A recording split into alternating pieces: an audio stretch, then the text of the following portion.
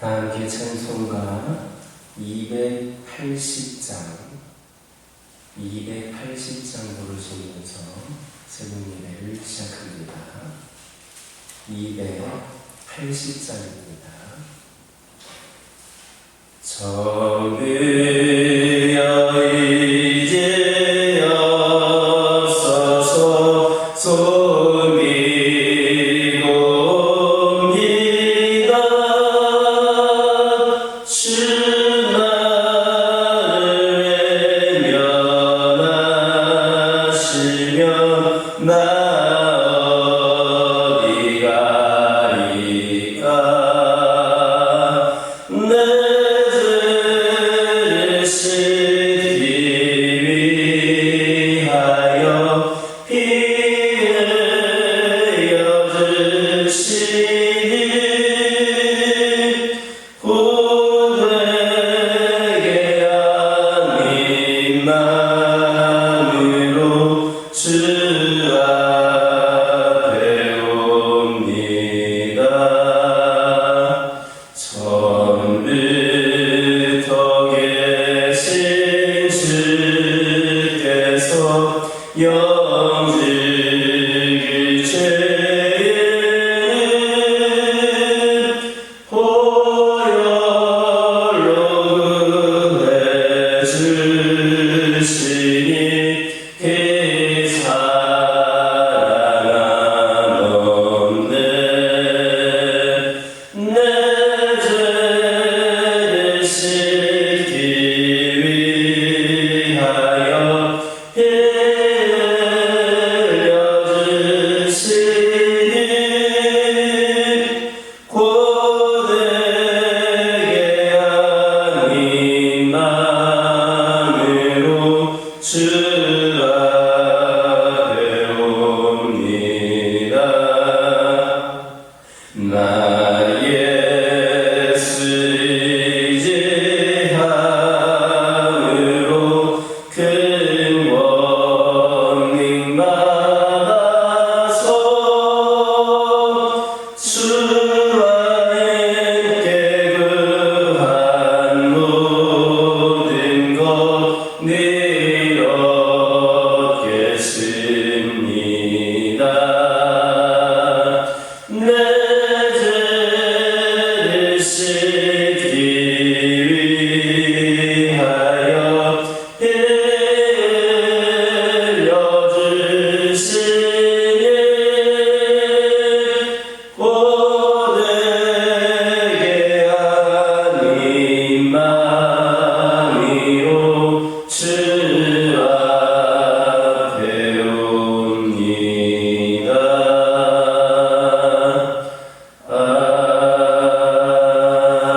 아멘. 사도신경으로 신앙 고백하십니다. 전능하사 천지를 만드신 하나님 아버지를 내가 믿사오며 그 외아들 우리 주 예수 그리스도를 믿사오니 이는 성령으로 잉태하사 동정녀 마리아에게 낳으시고 본디오 빌라도에게 고난을 받으사 십자가에 못 박혀 죽으시고 장사한 지 사흘 만에 죽은 자 가운데서 다시 살아나시며 하늘에 오르사 전능하신 하나님 우편에 앉아 계시다가 저리로서 사는 자와 죽은 자를 심판하러 오시리라. 성령을 믿사오며 거룩한 공예와 성도가 서로 교통하는 것과 죄를 사하여 주시는 것과 몸이 다시 사는 것과 영원히 사는 것을 믿사옵나이다. 민수기 35장 16절에서 28절입니다. 민수기 35장 16절에서 28절입니다. 16절에서 28절까지 한 절씩 교독합니다. 만일 철연장으로 사람을 쳐 죽이면 그는 살인자니 그 살인자를 반드시 죽일 것이요. 만일 사람을 죽일 만한 돌을 손에 들고 사람을 쳐 죽이면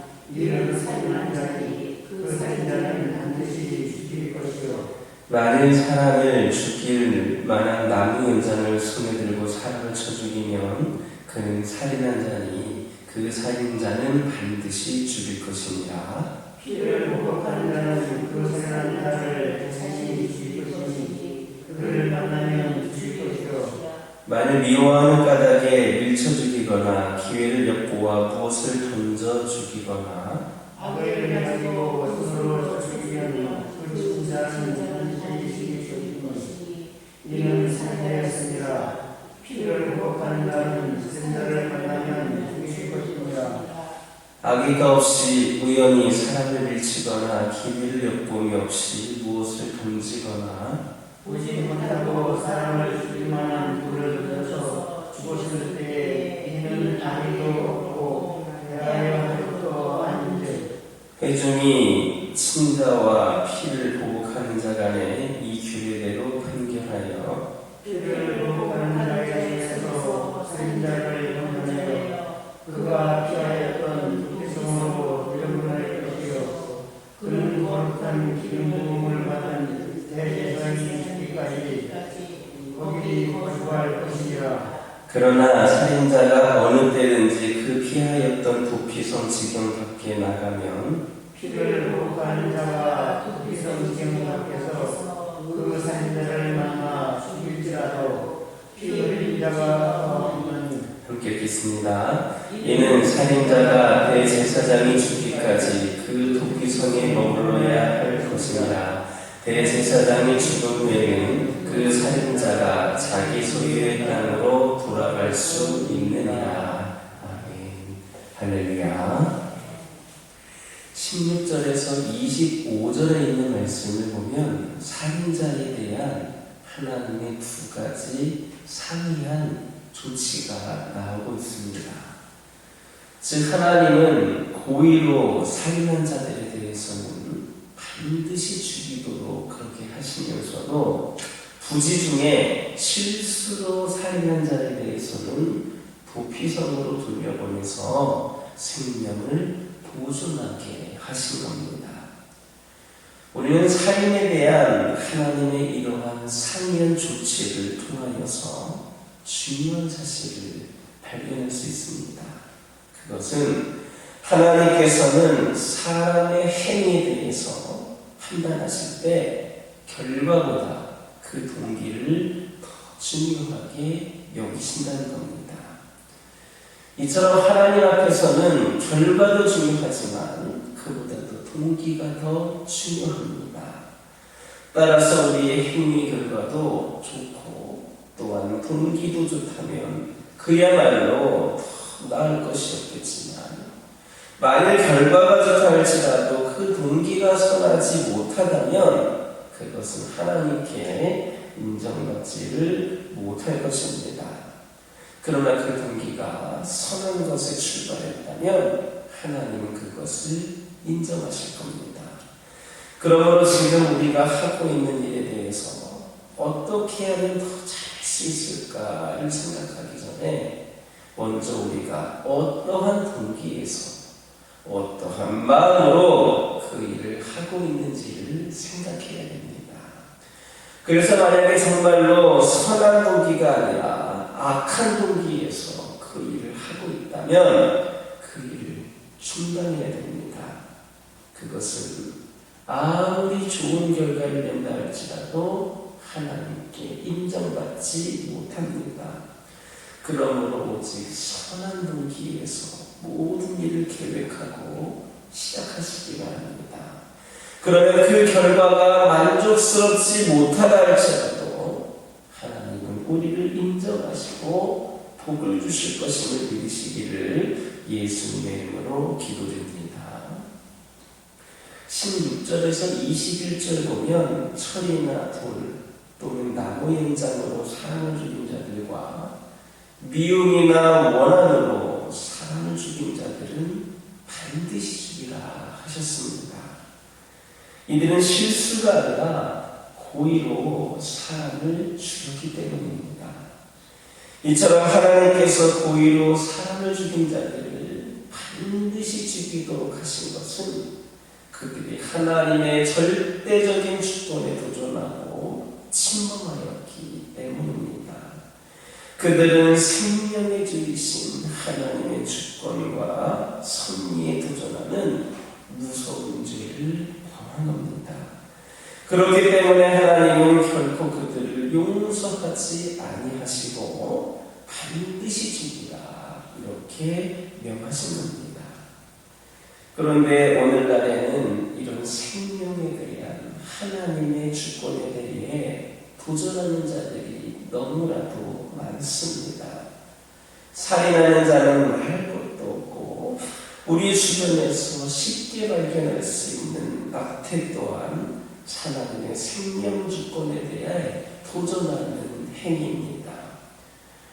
뱃속에 있는 태아는 이미 하나님으로부터 생명을 부여받은 엄연한 인간입니다.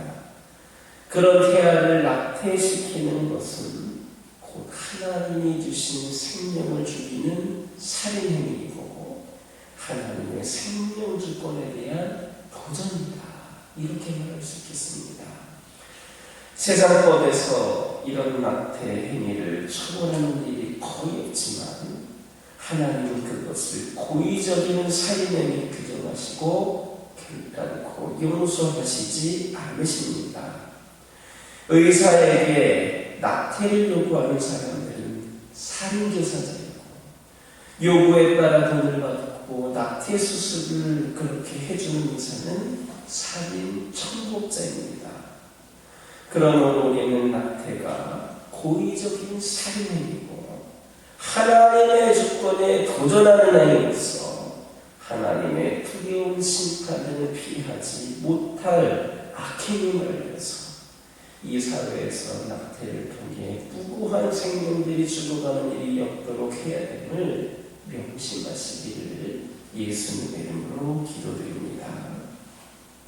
20절, 21절 보면 미워하는 까닭에 밀쳐 죽이거나 원한으로 인하여 손으로 쳐 죽인 사람도 반드시 죽이라 말씀하셨습니다. 즉 다른 사람을 고의로 죽인 사람은 그 대가로 자신도 비참한 치유를 맞이해야 했던 겁니다. 여러분은 이런 사람에 대해 어떻게 생각하십니까? 참으로 어리석고 불쌍한 사람이라고 생각되지 않으십니까? 그는 자신이 죽인 사람보다 더 불행한 삶을 산 사람이라 이렇게 할 수 있습니다. 도대체 왜 그렇게 된 것입니까? 그 원인은 그들의 마음속에 품고 있었던 미움 때문입니다. 상대에 대한 미움과 원한을 다스리지를 못해서 그 마음에 분노가 불같이 일어나게 되었고 포악함이 자신을 지배하게 되어서 마침내는 사람을 죽이는 데까지 이르게 된 겁니다. 이처럼 미움이라고 하는 것은 무서운 겁니다. 미움은 사람으로 하여금 정상적인 사고를 하지 못하게 합니다. 상대를 죽이면 자신도 파멸에 이른다라고 하는 것을 생각지 못하고 그저 상대방을 죽음으로 몰아넣어야 한다는 그러한 강박관념만 가지게 됩니다. 뿐만 아니라 그로 인해 사람이 포악해지고 비인간적이 됩니다. 더군다나 현대인들의 심각한 스트레스 원인 중에 가장 많은 것이 어떤 것에 대한 미움과 분노 때문이다라고 하는 의학 보고가 있는 것처럼 이 미움은 자신을 견딜 수 없이 괴롭게 만들기도 합니다. 특별히 상대방에 대한 미움은 마음속으로 수도 없이 그 사람을 죽이는, 상대를 죽이는 생각을 하게 만듭니다. 그리고 그 생각이 계속해서 거듭되다 보면 기회가 있을 때 나도 모르게 자연스럽게 상대방을 해하거나 죽이게 되는 겁니다. 그런 점에서 요한일서 3장 5절에 나오는 형제를 미워하는 자마다 살인하는 자라는 말씀은 이 미움이라고 하는 것이 얼마나 큰 죄인가라는 사실을 감추실 뿐만 아니라 이 미움이 쌓이면 실제적으로도 사람을 죽이는 엄청난 결과를 가져올 수 있다는 사실을 보여준다 하겠습니다.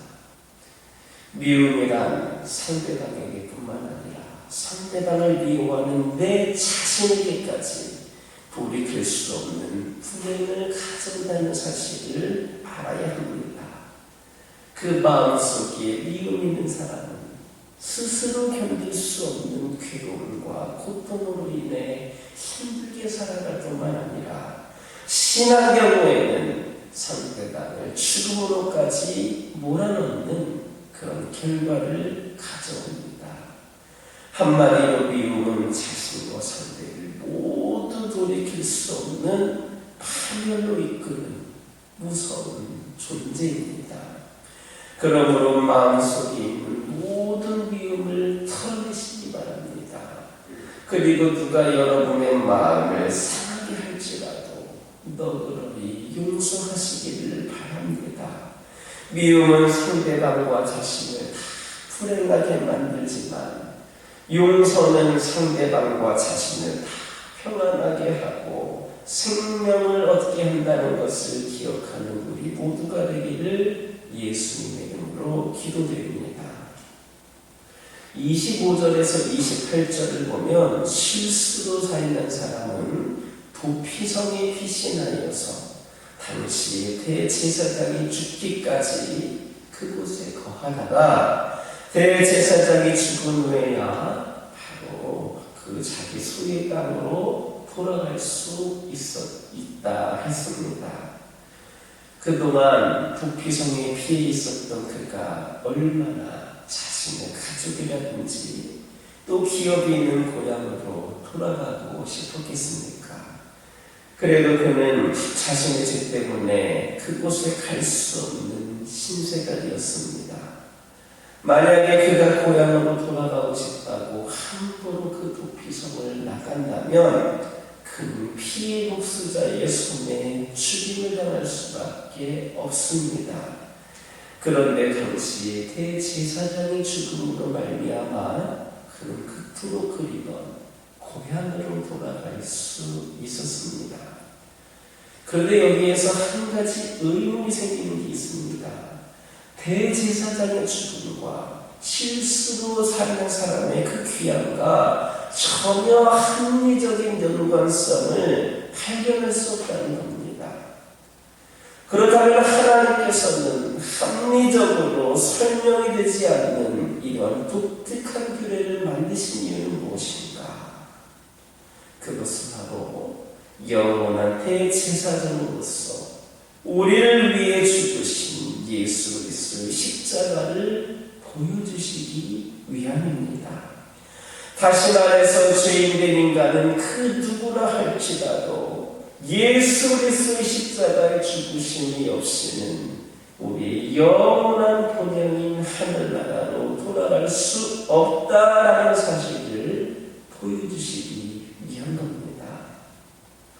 이처럼 대제사장이 죽어야만 이 도피성에 있던 살인자가 고향으로 돌아갈 수 있었던 것처럼 우리의 영원한 대제사장이 되시는 예수 그리스도께서 우리를 위하여 십자가에서 죽으셨기에 우리는 우리의 영원한 본향인 하늘나라로 갈 수 있게 된 것입니다. 이것이 예수 그리스도의 십자가가 가지는 신비이고 놀라운 은혜입니다. 예수 그리스도의 십자가가 아니면 우리는 영원히 하늘 본향에 돌아가지 못하고 자신의 죄로 인한 영원한 그런 고통 속에서 슬픔 속에서 살아야만 했을 겁니다. 그러기에 예수 그리스도의 십자가를 바라볼 때마다 감격의 눈물을 흘리지 않을 수 없습니다. 여러분들에게도 이러한 감격의 눈물이 있습니까? 그리스도의 은혜에 뜨거운 감사가 여러분들에게 있습니까? 우리를 위하여서 십자가에서 죽으신 예수님의 그 은혜를 순간순간마다 기억하며 감사하고 또 감사하는 저와 여러분 되기를 예수님의 이름으로 기도드립니다. 기도하겠습니다. 사랑의 하나님, 감사를 드립니다. 오늘 주신 말씀을 기억하며 이 시간 기도하기를 원합니다. 아버지 하나님, 저희들 지금 우리가 하고 있는 모든 일들에 있어서 어떻게 하면 더 잘할 수 있을까를 생각하기 전에 어떤 동기에서 어떤 마음으로 하고 있는가를 먼저 생각할 수 있는 자들 되게 하여 주시옵소서. 오직 선한 동기에서 모든 일을 계획하고 시작하게 하여 주시고 이로 인하여서 하나님께 인정받는 복을 받아 누리는 우리 모두가 되게 하여 주시옵소서. 아버지 하나님, 이 시간 기도드리기를 원합니다. 오늘날의 생명에 대한 하나님의 주권에 도전하는 자들이 너무나도 많이 있음을 고백을 합니다. 아버지 하나님, 함께하여 주셔서 저희들이 생명을 소중하게 여기며 하나님의 생명 주권을 온전히 아버지 하나님 기억하면서 저희들 하나님의 주권에 도전하지 않게 하여 주시고 오늘날 이 시대에 무고한 생명들이 죽어가는 일이 없도록 열심을 다하고 노력하는 저희들 되게 하여 주시옵소서. 아버지 하나님, 기도드리기를 원합니다. 미움이라고 하는 것은 상대방뿐만 아니라 내 자신에게까지 돌이킬 수 없는 불행을 가져다는 사실을 기억하게 하여 주시고 마음속에 있는 모든 미움을 털어내게 하여 주시옵소서. 혹 누가 우리 마음을 상하게 한다 할지라도 너그러이 용서할 수 있는 자들 되기를 원합니다. 그리하여서 그 상대방과 내 자신 모두가 다 평안하게 되고 생명을 얻게 되는 놀라운 은혜를 내려 주시옵소서. 아버지 하나님, 기도드리기를 원합니다. 대제사장이 죽어야만 도피성에 있던 살인자가 고향으로 돌아갈 수 있었던 것처럼 우리의 영원한 대제사장이신 예수 그리스도께서 우리를 위하여 십자가에서 죽으셨기에 우리도 영원한 본향인 하늘나라로 갈 수 있게 되었다는 것을 믿게 하여 주시옵소서. 아버지 하나님, 저희들 예수 그리스도의 그러한 십자가를 바라볼 때마다 감격의 눈물을 흘릴 수 있는 자들 되게 하여 주시고 그 은혜를 순간순간마다 기억하면서 감사할 수 있는 저희들 되게 하여 주옵소서. 아버지 하나님, 기도드리기를 원합니다. 우리 가정을 위하여 기도하기를 원합니다. 세상에 수많은 가정들이 있는데 그 중에서도 우리를 택하셔서 먼저 믿는 가정으로 세워주신 은혜에 감사를 드립니다. 우리 하나님의 그 은혜를 기억하며 늘 우리 하나님을 예배하고 우리 하나님의 귀한 사명을 감당하기에 앞장서는 우리 믿음의 가정들 되기를 원합니다. 때로는 귀한 사명 감당하며 살아간다는 것이 믿음의 가정으로 살아간다는 것이 불편하기도 하고 힘든 여러 가지 상황들을 초래하게 하기도 하지만 우리 하나님께서 우리를 구원하여 주시고 사랑하여 주시고 부어주신 은혜를 기억하면서 또 앞으로도 우리와 함께 하시며 우리에게 은혜를 더하여 주실 것을 기대하면서 아버지 더욱더 믿음의 가정으로서 불이 되는 삶을 살아갈 수 있도록 인도하여 주옵소서.